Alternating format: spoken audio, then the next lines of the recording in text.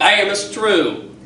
Well, we just got done finding slopes of curved functions, curved lines, curved graphs, whatever you want to call them, at a particular point. Now what we want to do is expand that just a little bit and actually find some derivatives. And we're going to do two examples. We're going to use the same two functions that we used in my previous video.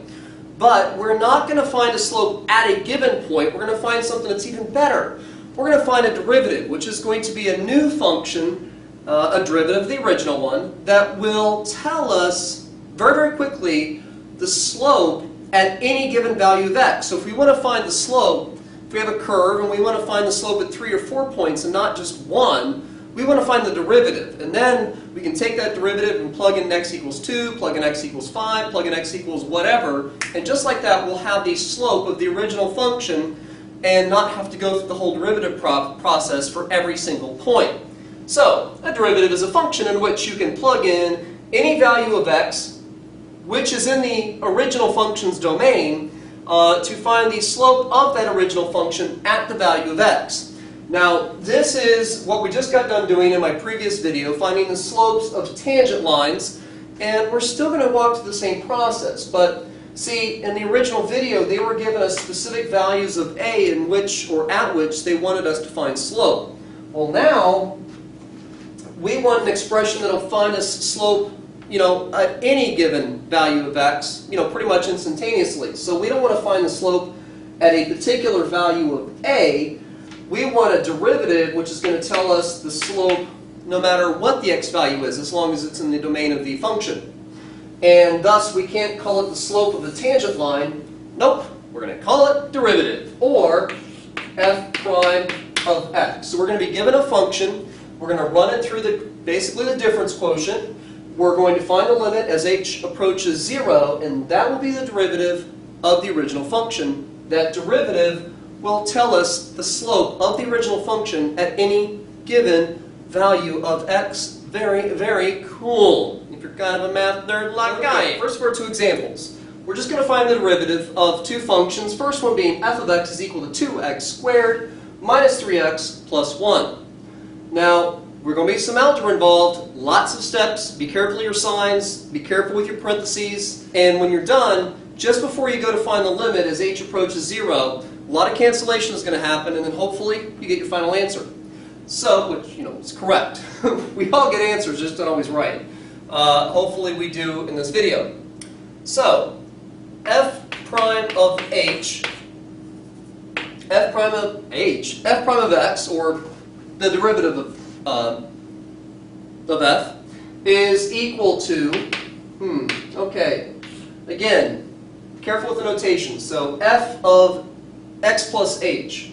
So 2 times something squared minus 3 times something plus 1. That's the first term of our numerator.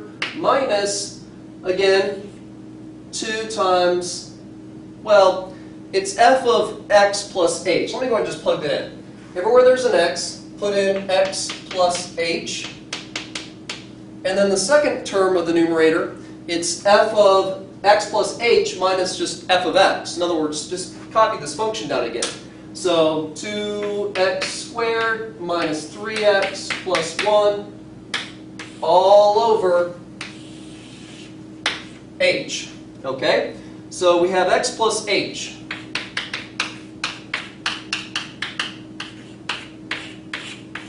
Squared. If you mess up, if you often mess up taking a binomial and squaring it, write it twice, distribute it together, make sure you get that middle term. This is going to be,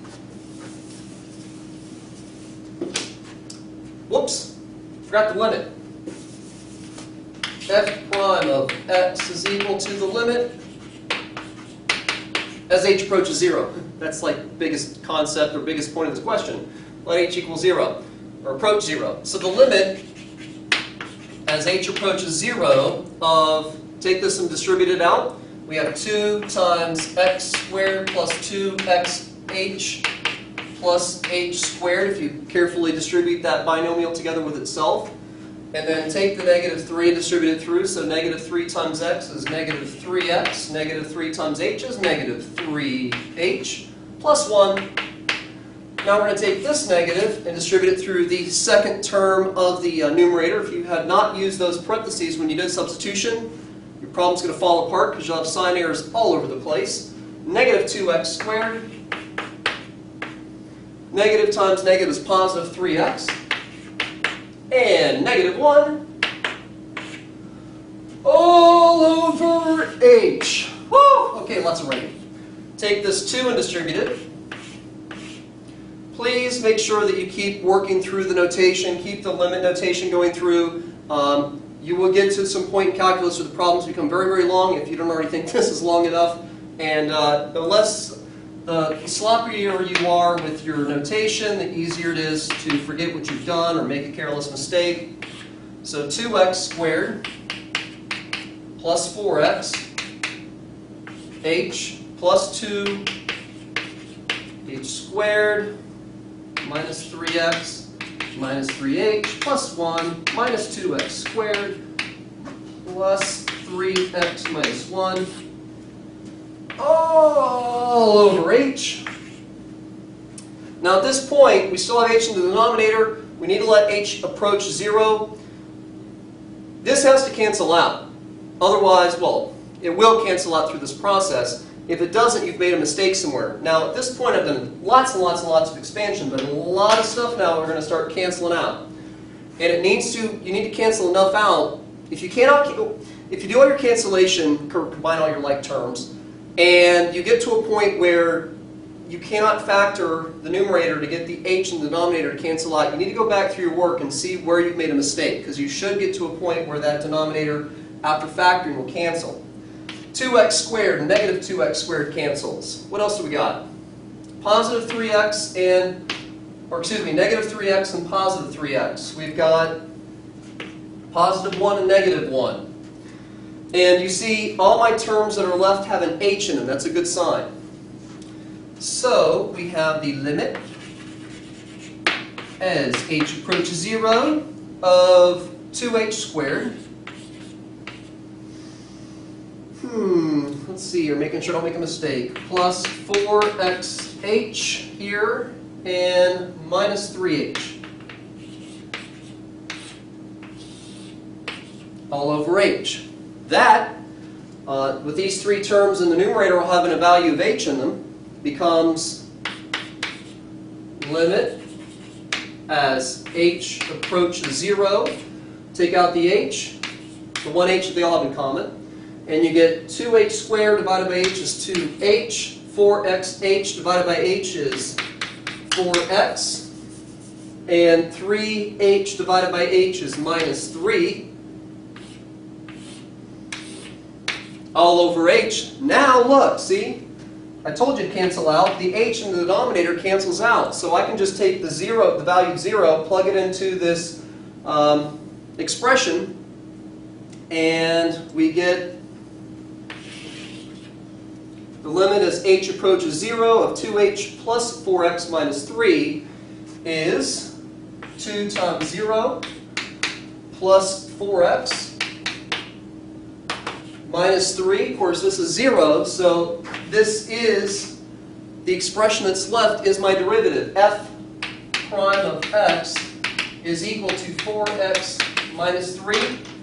That is my derivative. Now what I can do with this, if I want to find the slope of this parabola at an x value of 0, just plug in 0, and it would be negative 3. If I want to find the slope of this parabola at the x value of 2, plug in 2. 4 times 2 is 8. 8 minus 3 is 5. And I just found the slope at 2 points along that parabola, pretty much right off the top of my head, using the derivative. One more example. Bam! This stuff is awesome!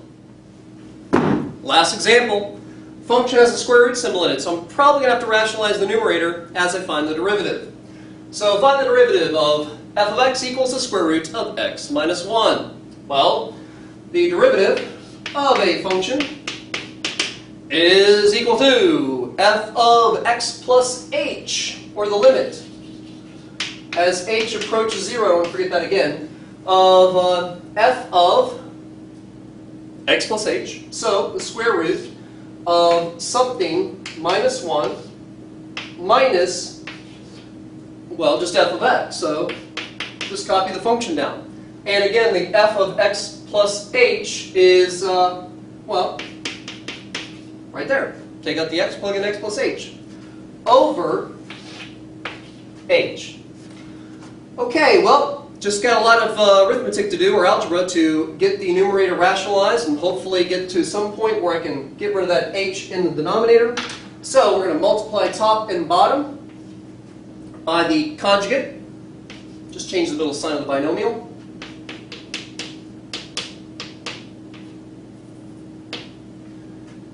So top and bottom by the square root of x plus h minus 1 plus square root of x minus 1.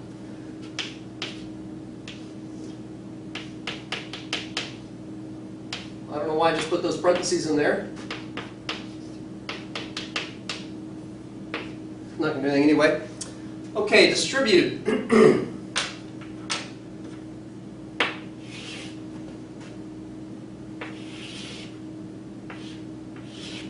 Okay, doing this very, very slowly and carefully. Make sure I don't make any mistakes. Hopefully you're doing the same thing. Square root of x plus h minus 1 times the square root of x plus h minus 1. When you multiply square roots, they cancel each other out. So we just get x plus h minus 1. Just going to put the parentheses around that to highlight that was the first term.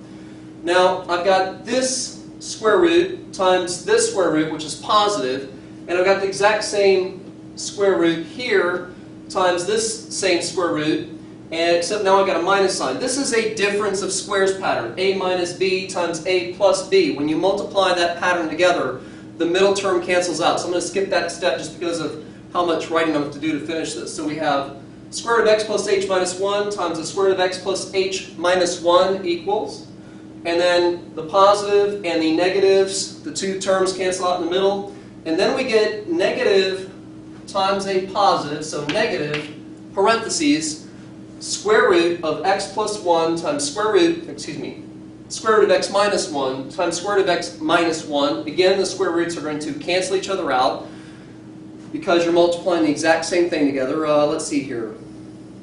Square root of 3 times square root of 3 is square root of 9, and the square root of 9 is still 3. Okay, so they do cancel each other out.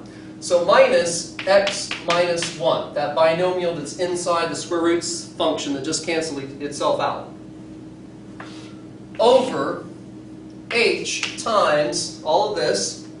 So h times the square root of x plus h minus 1 plus the square root of x plus 1, minus 1. Distribute this negative sign and cancel some stuff out now. We have the limit as h approaches 0 of x minus x. Well, that's going to cancel out. Negative 1 minus negative 1 is negative 1 plus 1, which cancels out.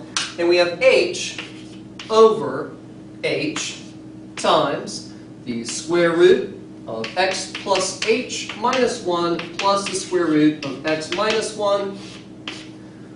The h's cancel out because it's just h times all of this. And we get 1 on the numerator. Well, now I can take and actually find the limit as x approaches 0. I can take 0 and plug it in here now and not get a denominator which is 0, that's undefined. So we let h approach 0 and we get 1 over the square root of x plus 0, because we're letting h approach 0, minus 1 plus square root of x minus 1. Let's extend that fraction a little bit. Now, 0 minus 1, of course, is negative 1. Now I can actually put these square roots together because of exactly the same thing on the inside, x minus 1. They both have the same index of 2. So we just get, well, 1 over 2, because, 1 plus 1 is 2, square root of x minus 1.